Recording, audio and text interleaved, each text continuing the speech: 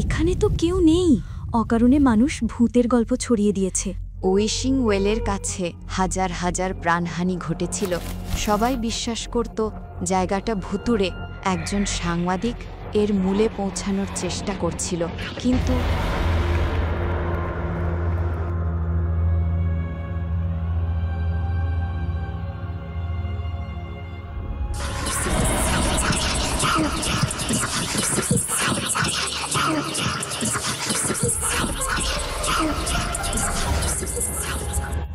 তুমি কে?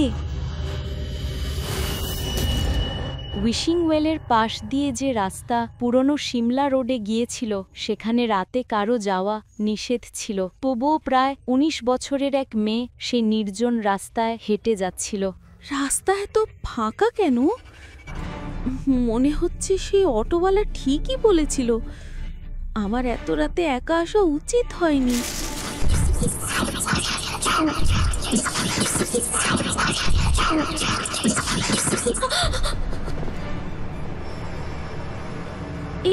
এখানে তো কেউ নেই।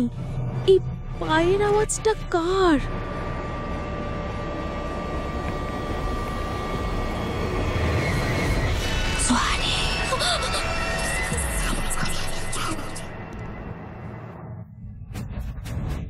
আমার নাম কে ডাকলো? হঠাৎ সুহানির চোখ পড়ল এক ছায়ার উপর, যা তার দিকে এগিয়ে আসছিল। অথচ আশেপাশে তো কেউ নেই। ওই ছায়া কার? সে ভয় পেয়ে গেল এবং হাঁটা তাড়াতাড়ি করল।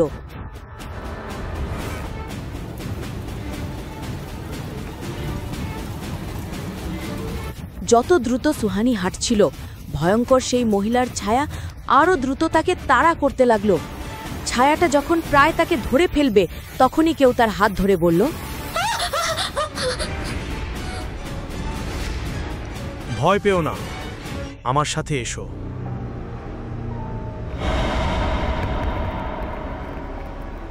কে তুমি? কে? চুপচাপ আমার সাথে হাঁটো। ওর ছায়া, ওই ভয়ঙ্কর মহিলার ছায়াটা তো মিলিয়ে গেল। কোথায় সে?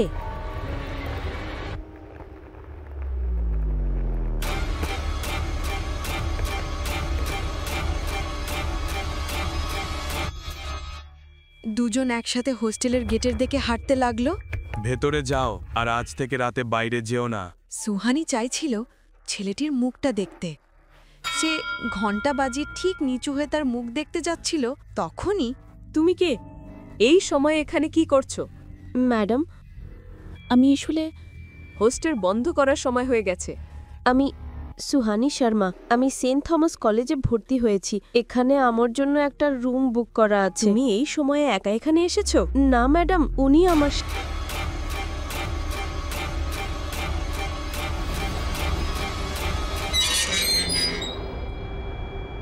কাকে খুঁজছো তুমি? আমি যার সাথে এসেছি উনি তো এখানেই ছিলেন। এখানে তো কেউ নেই। তুমি যখন এসেছো একাই এসেছো। আমি ওখানেই দাঁড়িয়েছিলাম। দেখো, অনেক রাত হয়ে গেছে। ভেতরে এসো। আর মনে রেখো, রাত ৮টার পরে হস্টেলের বাইরে যাওয়া যাবে না। জি। এসো, তোমাকে তোমার রুম দেখাই। ওটা কে ছিল? সত্যি কি কেউ গোপনে সুহানিকে লক্ষ্য করছিল? হস্টেলের ওয়ার্ডেন খুব কঠোর ছিলেন। সব মেয়েরা তার ভয় থাকত।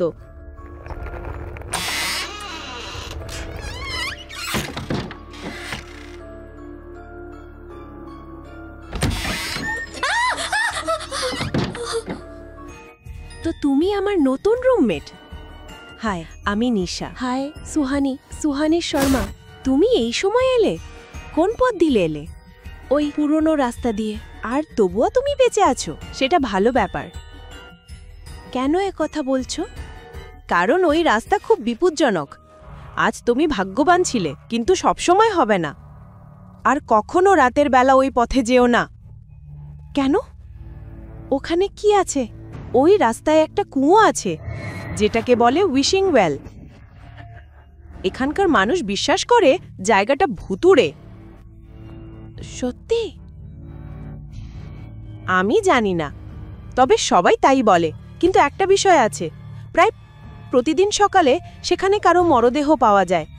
এমনকি পুলিশও রাতে সেখানে যেতে ভয় পায়। তুমি কি ওখানে যাবার কথা ভাবতেই ভয় পাও? বাকি গল্প জানতে হলে দেখুন পরবর্তী এপিসোডগুলো শুধু পকেট এফএম-এর ইউটিউব চ্যানেলে। শুনতে হলে বর্ণনার লিংক ফলো করুন। এখনই ডাউনলোড করুন পকেট এফএম অ্যাপ।